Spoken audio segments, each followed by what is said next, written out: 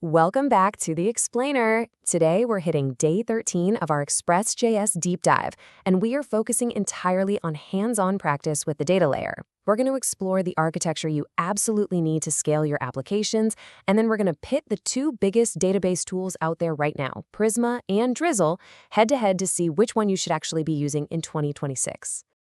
So your Express routes are completely built and ready to go. But how exactly are you safely talking to the database?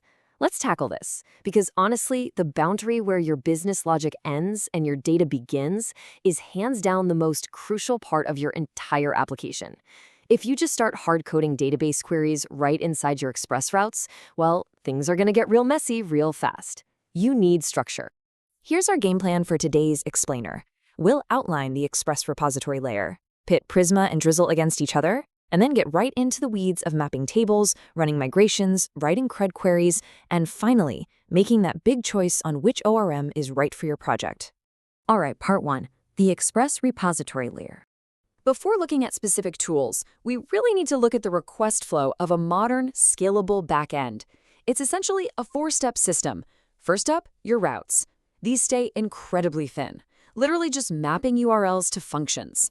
Step 2, your controllers step in to parse incoming HTTP requests and format the responses. Step 3, your services. This is where your actual heavy business rules live. And finally, step 4, repositories. This right here is the only layer that should ever actually touch your database.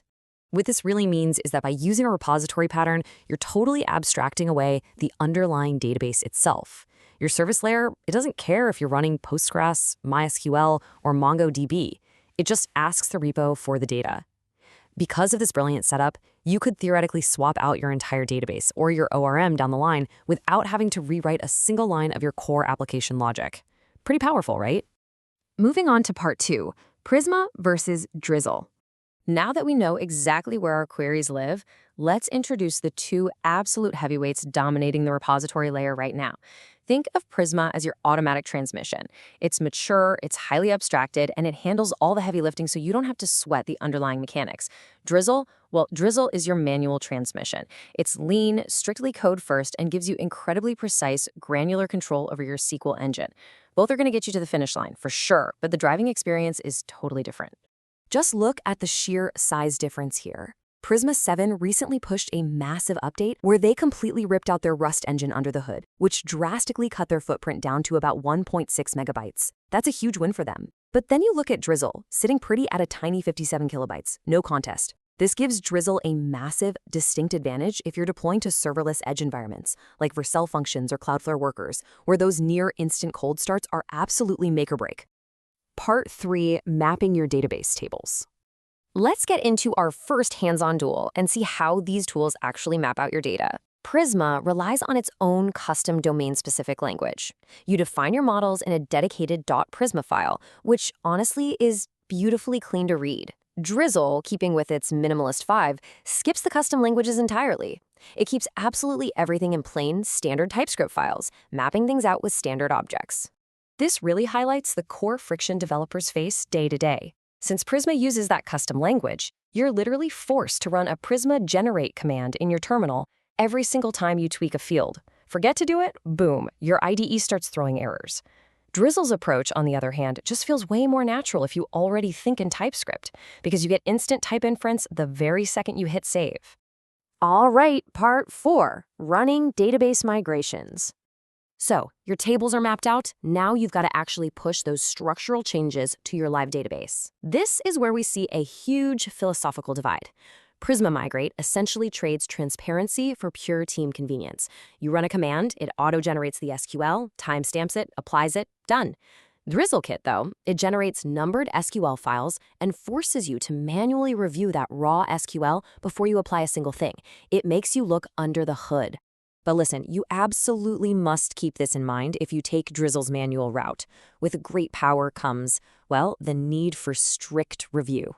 If you forget to use strict mode in DrizzleKit, something as simple as renaming a column could easily be misinterpreted by the engine as, drop this old column entirely and add a brand new one.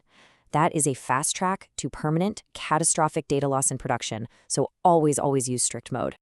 Part 5, writing CRUD queries. This is the climax of our repository showdown, actually writing the operations to create, read, update, and delete your data. Just looking at the syntax tells you everything you need to know about what these tools are going for. Prisma uses this super fluent, object-based API. You just call find many, and it magically handles the rest, totally abstracting the database. Drizzle's Select API, however, mirrors exact SQL syntax, almost word for word. You literally write select from users. Why does this matter? Well, because your team's comfort level with SQL is going to directly dictate which syntax makes them more productive. Prisma lets you describe exactly what you want.